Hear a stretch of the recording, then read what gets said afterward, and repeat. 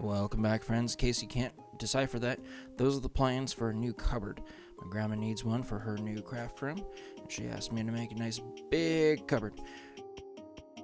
Just to try to keep the cost down, because we're not going to do anything crazy with it, we're going to make the whole thing out of pine.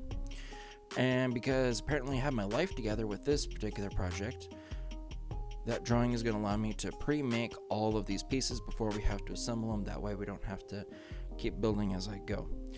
So after we got everything all nice and cut, I'm going to put pocket holes in everything.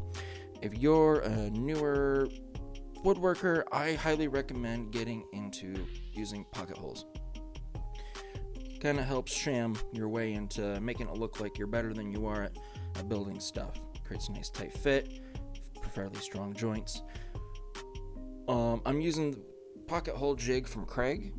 It's their Pro series or whatever it is. I love the thing. I think it was worth the extra money. It has made my life so easy and so smooth putting all these pocket holes in, especially in a big project like this where there's literally hundreds of pocket holes holding all these many pieces together. This is the first project that I've decided to use that particular clamp. The thing was an absolute godsend. I'm wishing I'd used it in other projects before, but that was fantastic. Kind of gives you that nice big third hand that you always wish that you have. So if you keep watching, all these pieces are going to get big.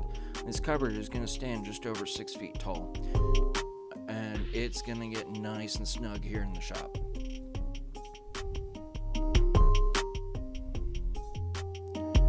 So I decided to build all of this sort of one panel at a time almost. The individual walls can be built independently of each other, thank goodness. So I was able to build them one piece at a time. And what you're seeing here right now is me trying to put the back together, but unfortunately I put them on the wrong side of the line. Put them on the top of the line instead of the bottom, and so everything was off by about 3 inches, and so I had to redo all those. No big deal. They just slid out and right back into the new spots. Not that this is a advertisement for Kregg or anything, but the products I do have from them have been an absolute joy to use. Again, I'm using pocket holes, putting a monster thing through that big Pro jig. All these screws are also from Kregg. I don't really have an issue with wood splitting and blowing out, my bad. Unless I do something crazy like I drop it or I twist everything real bad. It goes in there pretty clean. I don't have to worry about doing any pilot holes into the receiving piece. So you can see, here's those 4 panels, the back, 2 walls, and a front, and it's just all sliding together into one massive contraption. Normally I would sand most of my projects at the end, but this guy, he's requiring a little sanding kind of at various stages.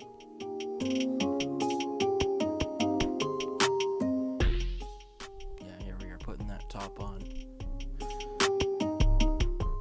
And I know the camera can be kind of close up to some of these projects, but if you really look, you can see that this thing is huge. My shop is only about 15 feet long and 7 feet wide. Well, this cabinet is about 6 feet tall, just over 6 feet tall, and in the neighborhood of 3 feet wide. So the whole frame of it got real tight in there, but cutting all this plywood, there's just absolutely no way it would fit in there. If I put it in there, there'd be no room for me. So all these big jobs have to come outside. And right there, that's a little videography trick that did not pan out in any way, shape, or form.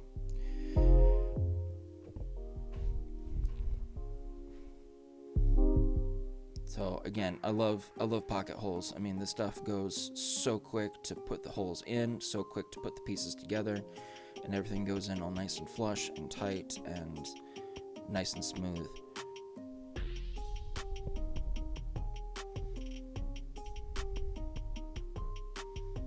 Not that this was supposed to be an advertisement for Kregg, but again, I recommend their stuff. I've never had an issue with any of the many different items that I've gotten from them.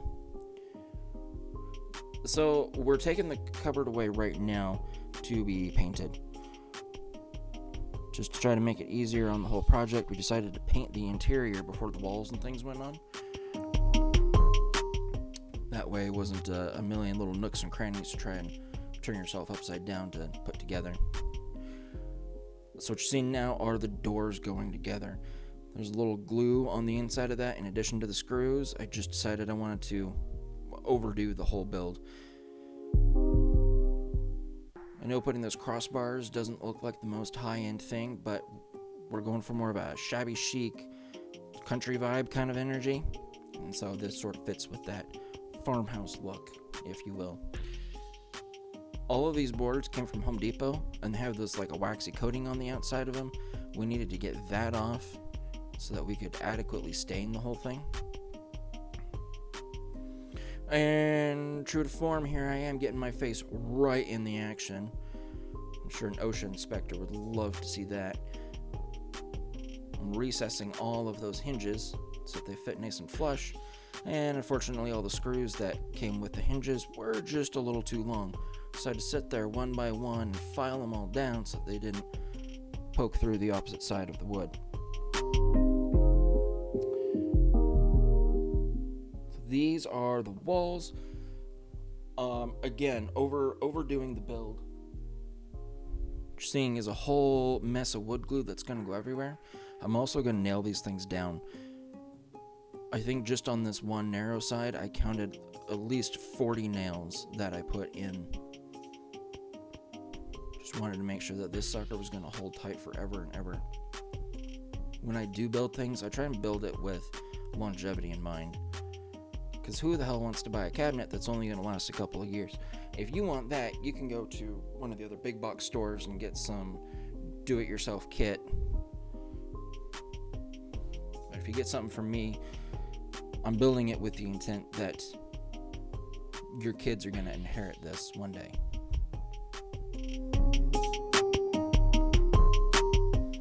So, yeah. And there we are. This is like 3/4 inch plywood that we were using. It's more than sufficiently strong enough to hold whatever weight we were going to put in, and especially with the million pocket holes going around the edges. But I put these crossbars in to help keep things from going and getting saggy. I'm going to recess the hinge on the other side too, kind of like we did with the first side. It's a really simple thing to do, so for those of you out there who are just trying to get started or trying to bring up your woodworking game, I definitely recommend just using your router and recessing the hinges. It's not all that hard. So earlier I mentioned that this was a really big project for the shop. This was the biggest thing that I've made in here. The shop is fairly new, so it looks a little disorganized at the moment, but it's snug. She's real tight. And this cabinet is massive. I mean, just on its own, but once you put it in here, it is absolutely gargantuan. You can see the only way I'm able to access this is to actually stand in the cabinet.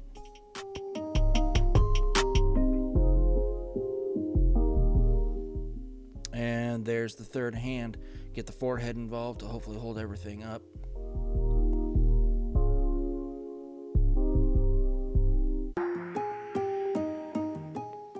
And there it is. Now we've got a cabinet with 2 functioning doors. How nice. So the top was just a smidgen out of line, or the top of the doors rather, were just a smidgen out of line with each other. So with just a tiny bit of sanding, we're getting them back in line with each other. So here's my trick for installing door handles. Instead of trying to get the measurements just perfect, I find it so much easier to make a template. I know a lot of people do the exact same thing. I just grab a piece of trash, like a piece of paper, or in this case, the packaging from some other parts, and I run the screws right through the piece of paper or plastic, whatever it may be, into the handle, and now you're perfectly lined up. Those lines that you saw on the door, there's one that's going crosswise, that's your center line. The other 2 are telling you how far into the door to line up, and then it's just a matter of putting the holes on the lines. So you saw just a second ago, I used a large drill bit to recess the screws that are going in right now. These doors are such a flush fit that don't have any room for anything to protrude, so they had to get recessed in just to try to hide the heads.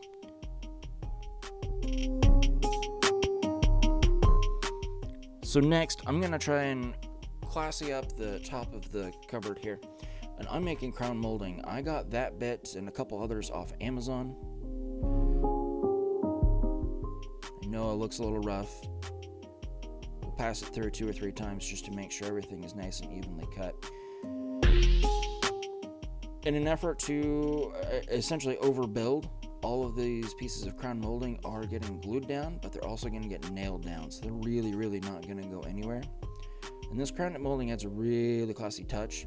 Again, for all of you who are just kind of new to woodworking or trying to find ways to make yours better, getting these crown molding bits would definitely make a huge difference. Alright, this project is now done. So here she is in all of her glory, all painted up and stained. Sorry this video didn't have a lot of jokes or even ducks in it. We'll definitely do better for you guys next time. But I do appreciate you hanging out nonetheless. Alright friends, have a good day.